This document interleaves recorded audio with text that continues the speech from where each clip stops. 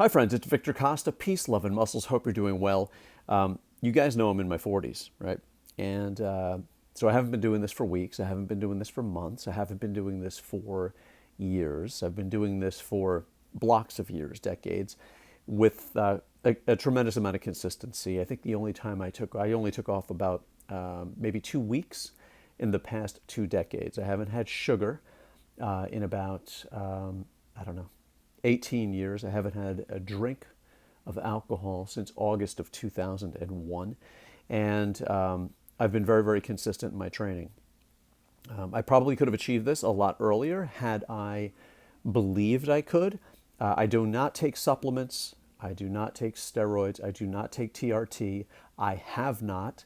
And I don't think you need it either. I think what happens is we put in a certain amount of effort. We think that effort is a lot, and we give up. And we don't really understand what the body is capable of naturally, because we tend to lose our vision. We get corrupted by our own mind sometimes, and what other people tell us, what we're capable of doing. And so, it's funny, I'm making gains now. So folks say, you must be doing something different. You must be taking more protein. You must be taking something. No, I am not. I think that I am willing this from the inside. It's something that I want to accomplish. I am pushing harder. I am working harder. I am even working more consistently. I eat 3 times a day with 2 snacks. You might say, well, that doesn't make sense. Everything I've read says you need to have 2 grams of protein per body weight, a pound of body weight. Equationally, what you're doing is not making sense. I'm going to tell you that what you're reading is not necessarily making sense. Because the powers that be decided to affix that or memorialize that in some kind of document or article does not mean that that's how everything works. I think everything is an individual story. You can go to tremendous places if you think you can. What troubles me these days is guys who are clearly using drugs at an extreme level and then offering motivational advice. I mean, I call those guys the but for. I mean, but for the drugs, where would you be? Where would you be? Have you really accomplished anything? And the answer is, I think for the most part, no.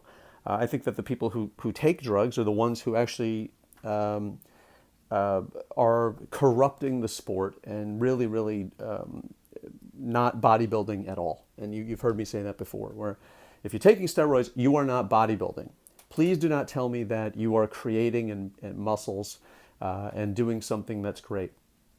It's not a big deal. It's a symptom of taking that stuff. That's what it is. You are just experiencing a symptom. That's like me having a headache and taking an aspirin and then losing the headache. It's supposed to happen. You're not accomplishing anything extraordinary by taking steroids and growing your body. That's not a big deal. That's what's supposed to happen. It's for those of us who are not doing any of that stuff, we have to finesse the body rather than force it. We have to kind of adhere to the signals of the body. We can't overtrain and we can't undertrain, right? So there's this experimentation, there's this learning curve with that goes along with changing your body and changing the way that you appear and changing the way that you feel on your own.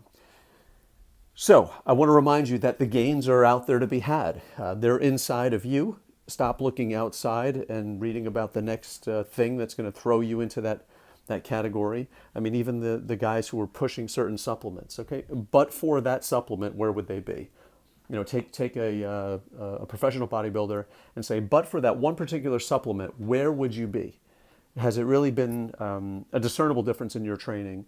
And I think that that's the biggest travesty of the entire sport. It's that folks are achieving something with one set of rules, and then they're telling you that they are accomplishing something via another set and trying to get you to buy stuff. I don't believe in that.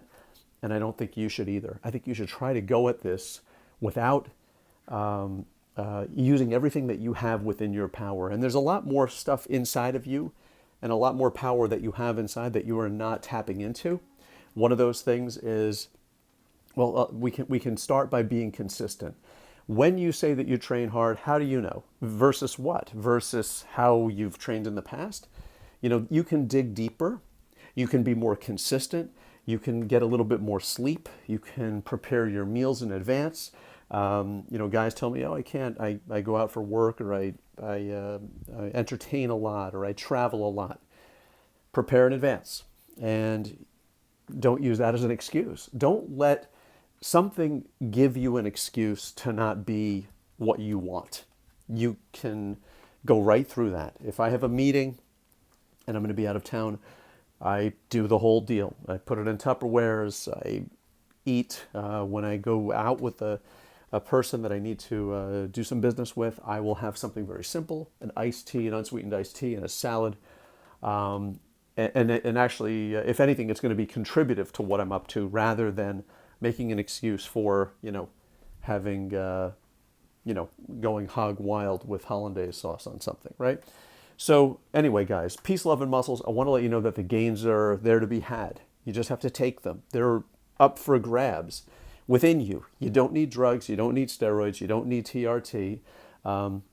Maybe if you want to compete at a certain level, and that's what the judges are looking for these days, look, just because everybody's jumping off a bridge doesn't mean you have to do it either. And I'm not doing it.